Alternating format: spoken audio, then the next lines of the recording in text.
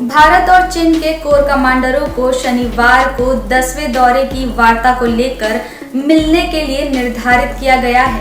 यह दर्शाता है कि पैंगोंग के उत्तरी और दक्षिण बैंकों में सैनिकों का उद्घाटन पूरा हो गया है। मैथ्यू विस्तार से समाचार साझा करेंगे। विकास की पुष्टि करते हुए सेना के एक वरिष्ठ अधिकारी ने कहा, बैठक मोल्दो में आयोजित होने वाली है और सुबह 9 बजे शुरू होने की उम्मीद है। बैठक का 9वां दौर 24 जनवरी को मोल्दो में भी आयोजित किया गया था।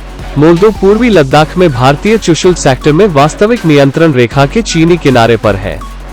भारतीय पक्ष का नेतृत्व 14 कोर के कमांडर लेफ्टिनेंट जनरल पीजी के मेनन करेंगे और चीनी पक्ष का नेतृत्व दक्षिण शिनजियांग सैन्य जिले के कमांडर मेजर जनरल लिन लियू करेंगे। रक्षा मंत्री राजनाथ सिंह ने संसद में घोषणा की कि 10वें दौर की वार्ता पैंगोंग त्सो के उत्तर और दक्षिण तट पर संपन्न होने के 48 घंटे के भीतर पूरी होनी थी। भारत और चीन के बीच एक समझौता हुआ जिसके अनुसार चीनी सैनिकों को फिंगर 8 के पूर्व में स्थानांतरित करना था और भारतीय सेना झील के उत्तरी तट पर फिंगर 4 के पास धन सिंह थापा पोस्ट पर आधारित होगी। भारतीय सेना ने पुष्टि की थी कि दोनों पक्षों ने अपने बख्तरबंद वाहनों को वापस ले लिया है जो कुछ स्थानों पर एक दूसरे से 50 मीटर के करीब थे।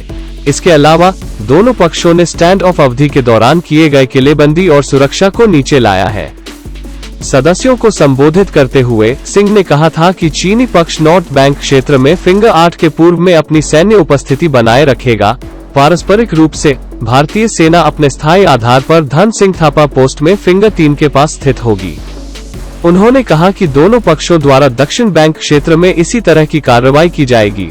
लैंडफॉर्म को अप्रैल 2020 की स्थिति में बहाल किया जाना है। चीन के साथ समझौतों के विवरण के बारे में बात करते हुए रक्षा मंत्री ने कहा, यह भी परंपरागत क्षेत्रों में गश्त सहित उत्तर बैंक में दोनों पक्षों द्वारा सैन्य गतिविधियों पर एक अस्थायी रोक लगाने पर सहमति व्यक्त की गई है। पेट्रोलिंग तभी फिर से शुरू की जाएगी जब दोनों पक्ष राजनयिक और सैन्य वार्ता में एक समझौते पर पहुंचेंगे जो बाद में आयोजित की जाएगी। गुरुवार को चीन ने कहा था कि पूर्वी लद्दाख सीमा पर पीएलए और भारतीय सीमावर्ती सैनिकों की विघटन प्रक्रिया सुचारू रूप से आगे बढ़ रही थी और उम्मीद जताई कि दोनों पक्ष लक्ष्य हासिल करने के लिए ठोस प्रयास करेंगे।